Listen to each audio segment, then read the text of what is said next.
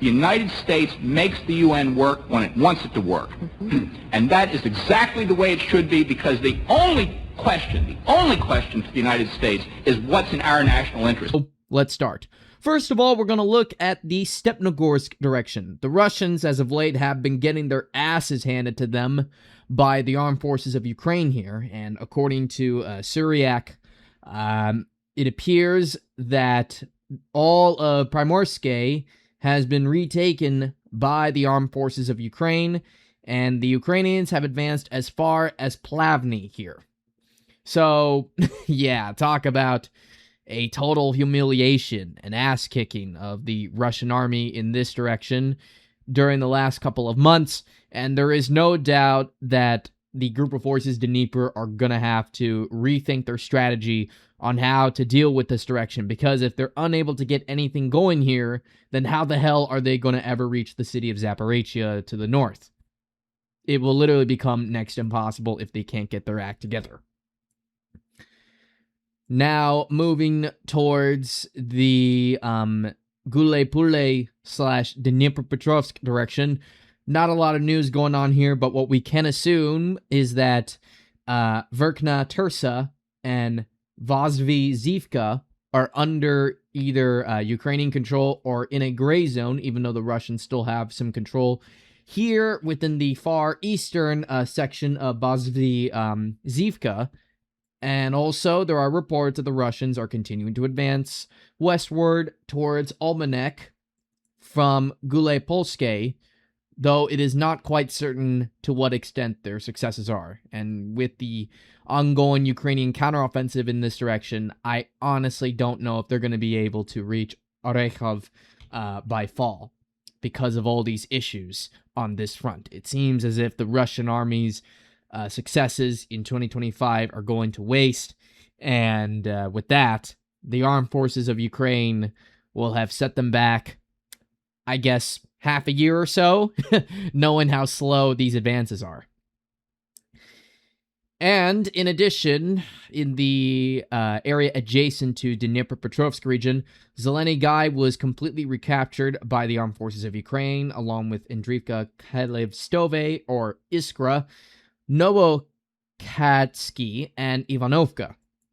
Russians are also trying to re-enter the village of Novopavlovka, but I honestly don't expect them to have any successes here until the town of Mazova up north is taken by the Russian army. So yeah, that's going to have to be, I guess, postponed. Well, Novopavlovka, that is, until maybe 2027. Mirny, in the Dobropila direction, was captured by the Russians, according to Anatoly Radov. And other than that, nothing really going on here south of Dobropila. The lines are completely stagnant for the time being, though I am anticipating further group center advances in this direction in the coming months, probably by August or September. Konstantinovka is still stagnant, though we can assume by now that the Russians are advancing in the direction of Osoykove and Oleksivo-Druskovka. But other than that, little to no news from here. Same in the Slavyansk-Kramatorsk direction. Now, in the area of Liman, the Russians, according to Syriac, do not have stable control over the city, and apparently the Ukrainians are trying to clear out any DRGs that are within Liman itself. AMK talked about the Russians pulling off some gamble to take the city of Liman, but he now assumes that this isn't a gamble at all, because it's just deep reconnaissance groups and not actual troops looking to consolidate their gains in the city. So what we can assume about Liman at this time is that it's a glorified raid with 10 to 50 guys wreaking havoc, wanting to create problems for the armed forces of Ukraine in the city. And so far, it appears that they are succeeding at doing that, but we don't know if this is going to remain the case forever. Now, going to the Kupiansk direction, the Russians have continued to advance in the town of Kiev-Sharovka, and they have, according to Anatoly Radov, have taken more of the commie blocks here further to the north, and have begun their attack on the village of Novosinovo, or Novosinove. Once they capture this, then pretty much the entirety of the Oska River is cleared up, even though Glushkovka is still under Ukrainian control, at least to a limited extent, by the armed forces of Ukraine. In Kupiansk itself, next to no news, so we can forget about that. And according to military summary, in the Kharkiv region, the Russians have apparently broken through in this area and are trying to seize control over the small town of Bely Kolodiaz. Though we don't have any confirmation of these advances materializing, let alone being true. But other than that, little to no news from the Kharkiv direction. Not even from the town of Kozacha Lopan. Lastly, we got some news from the SUMY region, and it's quite major.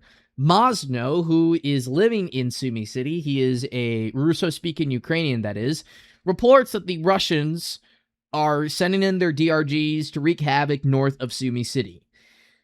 This comes as a result of the village of Ivozanske falling to the Russians a few days ago. That, along with Novosich, also coming under Russian control pretty soon as well. Once the Russians clear out all these villages north of these forested areas, they'll be able to enter these forested zones north of the city of SUMY.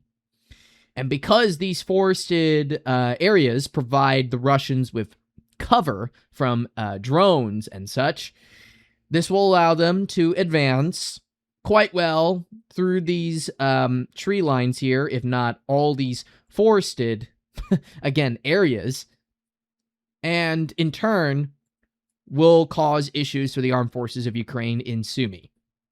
Now, what I assume is going to happen is that once they clear out all these villages north of the SUMY forest, including the strategic town of Khotan, the Russians are then going to slowly start advancing further to the south, and not to take SUMY its city. Don't get me wrong about that. What they're going to try to do is that they will try to take all these forested zones here, and what they'll then do is that they'll put a lot of pressure on the city of SUMY, hitting it with artillery, drones, you name it.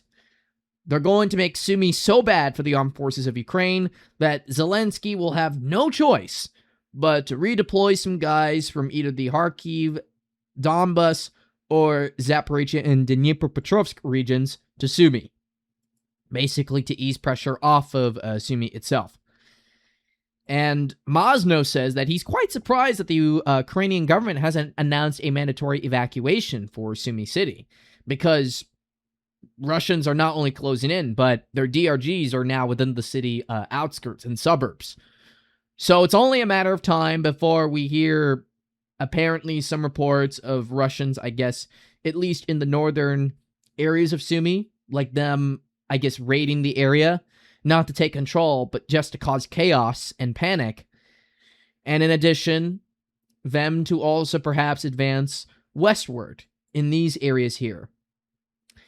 So after Khotan, there's nothing but empty fields. Nothing. They will then, I guess, advance towards the village of Bilopila, and then from that point on, then they can advance towards SUMY further to the south. But I think they also need Krasnopila in order to lock down the logistics, going between the city of SUMY and the city of Kharkiv, which is Ukraine's second largest city after Kiev. And that's going to do it for today's short video. I hope all of you found that informative, interesting, if not also a bit entertaining to watch. So I'll see you guys in the next 3 days from now, and I'll catch you all later. Peace out, and bye-bye.